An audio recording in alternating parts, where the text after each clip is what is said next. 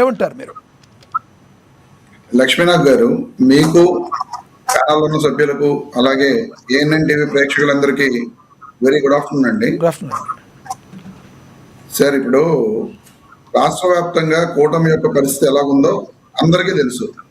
కూటమి అధికారంలోకి రావడానికి ముఖ్య కారణం సూపర్ 6 పథకాలను వీళ్ళు పూర్తిగా చేయకుండా ఎగరగొట్టేసి టోటల్ గా ఈరోజు ప్రజల్లో తీవ్ర అసంతృప్తి ఉందనేది కూటమి పార్టీలకు అందరికీ కూడా తెలుసు, రాష్ట్ర ప్రజలందరికీ కూడా తెలుసు. ఈ రోజున వీళ్ల కోసం మేమేమి వెనకడుగు వేయాల్సిన అవసరం లేదు. వాళ్ళు కలిసి పోటీ చేసినా, మేము ఒంటరిగా పోటీ చేసినా ఈ రోజున రాష్ట్రంలో మెజారిటీ స్థానిక సంస్థల ఎన్నికల్లో వైఎస్ఆర్ కాంగ్రెస్ పార్టీ గెలిచే పరిస్థితి ఉంది.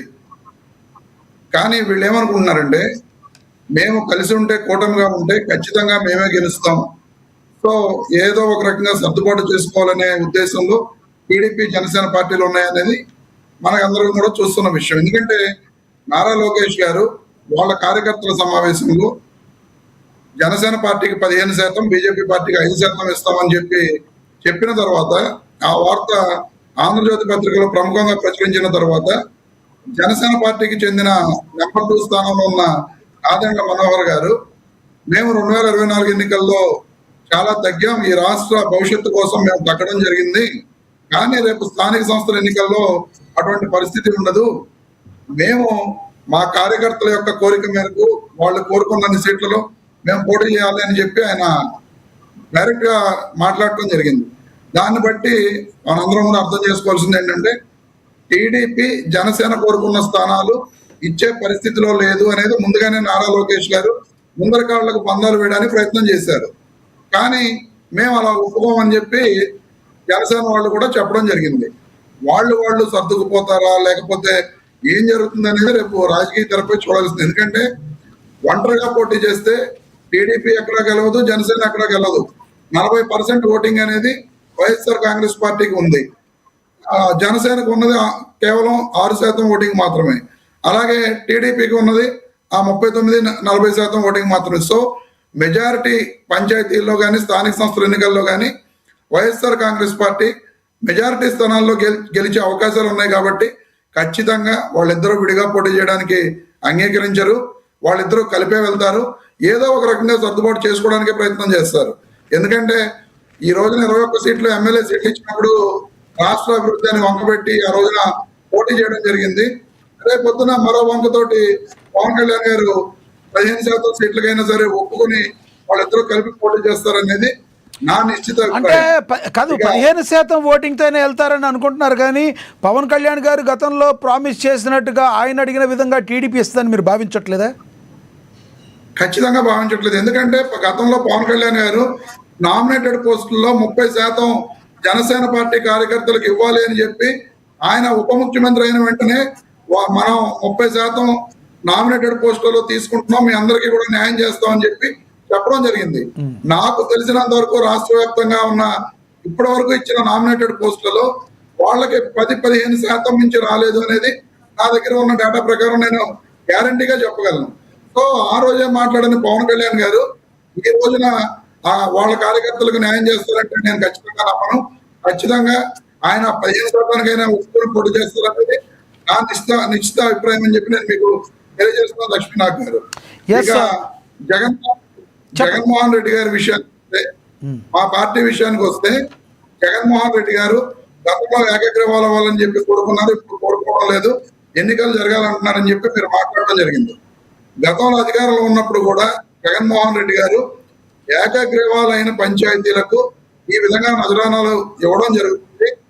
ఎక్కడ ఏకగ్రీవం అయితే అక్కడ చాలా చోట్ల గతంలో కూడా ఏకగ్రీవాలు జరిగినాయి. అందులో కొన్ని చోట్ల టీడీపీకి ఏకగ్రీవం జరిగింది, కొన్ని చోట్ల వైసీపీకి జరిగింది, మరికొన్ని చోట్ల జనసేన వాళ్ళకు కూడా ఏకగ్రీవం జరిగిన ఎంపీటీసీలు కూడా ఉన్నాయి. కానీ ఈ రోజున స్పెసిఫిక్ గా జగన్మోహన్ రెడ్డి గారు అలా చెప్పడానికి ముఖ్య కారణం ఏంటంటే, పులివెందుల బై ఎలక్షన్ చూసాం, ఒంటిమిట్ట బై ఎలక్షన్ చూసాం, స్థానిక సంస్థల ఎన్నికల రెండు కూడా కేవలం అటువంటి స్థానిక సంస్థల ఎన్నికల్లో కూడా ఈ కూటమి ప్రభుత్వం ఎంత దారుణంగా దుర్మార్గంగా పోలీసులను ఉపయోగించి ఏ విధంగా అక్కడ ఓటర్లను భయపెట్టి ఆ స్థానాలను గెలుచుకోవడానికి ప్రయత్నం చేసిందో, ఒంటిమిట్ట ఎన్నికలు అయితే అక్కడ ఉన్న మంత్రి రామప్రసాద్ రెడ్డి గారు డైరెక్ట్ గా పెట్టి ఏ విధంగా రిగ్గింగ్ పాల్పడ్డారో ఈ సంగతులన్నింటినీ కూడా ఈ సంవత్సరంలో జరిగిన ఉప ఎన్నికలు, స్థానిక సంస్థల ఉప ఎన్నికల్లో చూడటం జరిగింది. సో రేపొద్దున కూడా అలాగే భయపెట్టి క్యాడర్ ని నిర్వీర్యం చేసే పరిస్థితిలో కూటమి ప్రభుత్వం ఉంటుంది కాబట్టి స్థానిక నియోజకవర్గంలో ఉన్న ఎమ్మెల్యేలను, ఇన్ఛార్జీలను చాలా గట్టిగా చెప్పడం జరిగింది. ఎక్కడ ఎటువంటి ఎన్నికలు కూడా ఏకగ్రీవం కావడానికి కుదరదు. మీరు స్థానిక కార్యకర్తలకు అండగా ఉండి దీనిని ఏం చేస్తున్నారంటే జగన్మోహన్ రెడ్డి గారు ఏకగ్రీవం అవడానికి కుదరదు అని చెప్పి ఆ పాయింట్ ముందుకు తీసుకొస్తున్నారు.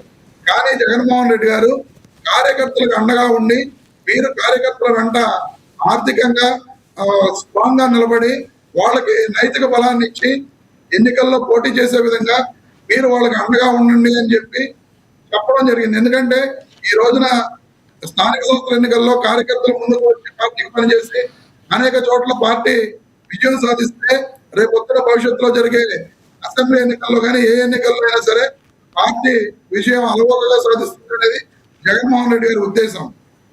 కాబట్టి ఆయన ఎట్లా కూడా ఏకగ్రీవం కాకూడదని చెప్పడం జరిగింది తప్ప వేరే విధంగా వేరే ఉద్దేశాలతోటి తెలుగుదేశం కానీ జనసేన పార్టీ వాళ్ళు చెబుతున్నట్టుగా అటువంటి ఉద్దేశాలతోటి జగన్మోహన్ రెడ్డి గారు మీరేమనుకుంటున్నారు? ఈ స్థానిక సంస్థల రాబోయే ఎన్నికల్లో అసలు ప్రశాంతమైన వాతావరణంలో జరుగుతాయనుకుంటున్నారా? ఒకవేళ మీ సైడ్ పార్టీ నుంచి మీ ఎంత ప్రోద్బలం ఏ రకంగా ఉంటుంది? ప్రశాంతమైన వాతావరణంలో జరిగించడానికి మీ వైసీపీ పార్టీ ప్రోద్బలం ఎంత ఉంది? యాక్సెప్ట్ చేస్తుందా ప్రశాంతమైన వాతావరణంలో చేయించడానికి? సార్ ఇప్పుడు ఖచ్చితంగా మేము అనుకునేది ఏంటంటే స్థానిక సంస్థల ఎన్నికలు ప్రశాంతంగా జరగాలని ఏ పార్టీ అయినా కోరుకుంటుంది. కానీ మొన్న జరిగిన స్థానిక సంస్థల బై ఎలక్షన్స్ లో ఉప ఎన్నికల్లో తెలుగుదేశం పార్టీ చాలా దారుణంగా, దుర్మార్గంగా, దౌర్జన్యంగా పోలీసు వ్యవస్థను ఉపయోగించి అక్కడ డీఐజీగా ఉన్న కోయా ప్రవీణ్ గారు మీరు చూడటం జరిగింది. ఆ రోజు ఏం మాట్లాడారండి? స్థానికంగా అక్కడ కడప ఎంపీగా ఉన్న అవినాష్ రెడ్డి గారి ఇంటికి కూడా వెళ్ళి ఆయన ఏ విధంగా ప్రవర్తించారో, ఎంత దారుణంగా అక్కడ వైఎస్ఆర్ కాంగ్రెస్ పార్టీ నాయకులు, కార్యకర్తల మీద బిహేవ్ చేశారో, ఎంపీ గారిని హౌస్ అరెస్టులు చేశారో, ఇవన్నీ కూడా ఇప్పుడు మనం కళ్ళారా చూడటం జరిగింది. అటువంటి పరిస్థితులు అనేవి ఉండకూడదని వైఎస్ఆర్ కాంగ్రెస్ పార్టీ కోరుకుంటుంది. అవును రమేష్ గారు ఇప్పుడు మీరు చెప్పేది వాస్తవం అయితే గతంలో మీ ప్రభుత్వం ఉండగా కనీసం నామినేషన్ పత్రాలు కూడా మహిళలు వేయలేకుండా చెప్పరాని చోట నామినేషన్ పత్రాలు తీసుకువెళ్ళి దాచుకుని వెళ్ళి వేశారని గతంలో వచ్చిన మాటలో వాస్తవం లేదంటారా? సార్ ఇప్పుడు ఎక్కడన్నా 1-2 సంఘటనలు జరిగితే రాష్ట్ర వ్యాప్తంగా 13,000 గ్రామ పంచాయతీలు ఉన్నాయి. ఆ గ్రామ పంచాయతీల్లో ఎక్కడన్నా 1-2 సంఘటనలు జరిగితే అదే రాష్ట్ర వ్యాప్తంగా ప్రామాణికంగా తీసుకుని మాట్లాడటం అనేది కరెక్ట్ కాదు. నాకు తెలిసి అటువంటి సంఘటనలు మా ప్రభుత్వంలో జరిగినాయి. కేవలం నాకు తెలిసి 1 or 2, ఎందుకంటే ఆ అంజిరెడ్డి అనే విషయంలోనూ ఇప్పుడు మీరు చెప్తున్న మహిళ అనే విషయంలో తప్ప నాకు తెలిసి ఎక్కడా కూడా అటువంటి సంఘటనలు జరగల. ఖచ్చితంగా ఎవరైనా సరే స్వేచ్ఛాయుతంగా ఖచ్చితంగా నామినేషన్ వేసే పద్ధతులు ఉంటేనే ప్రజాస్వామ్యం బ్రతుకుతుంది. అటువంటి విధంగా ప్రజాస్వామ్యం బ్రతుకుతుందని ఈ రోజున ప్రజలందరూ కూడా సుఖంగా ఉంటారు. ఖచ్చితంగా స్థానిక సంస్థల ఎన్నికల్లో వీళ్ళు చెప్పుకున్నట్లుగా మేము ఇంత దారుణంగా పులివెందుల జడ్పీటీసీ ఉప ఎన్నికలో కానీ, ఒంటిమిట్ట జడ్పీటీసీ ఉప ఎన్నికలో కానీ ఇంత దారుణంగా ప్రవర్తించిన దాఖలాలు లేవు. ఎందుకంటే వీళ్ళు ఎంత దారుణంగా ప్రవర్తించారంటే ఓటర్లను అక్కడికి రానివ్వకుండా జమ్మలమడుగు నియోజకవర్గం నుంచి ఆ పక్క నియోజకవర్గాల నుంచి ఓటర్లను తీసుకువచ్చి ఓట్లు వేయించిన పరిస్థితి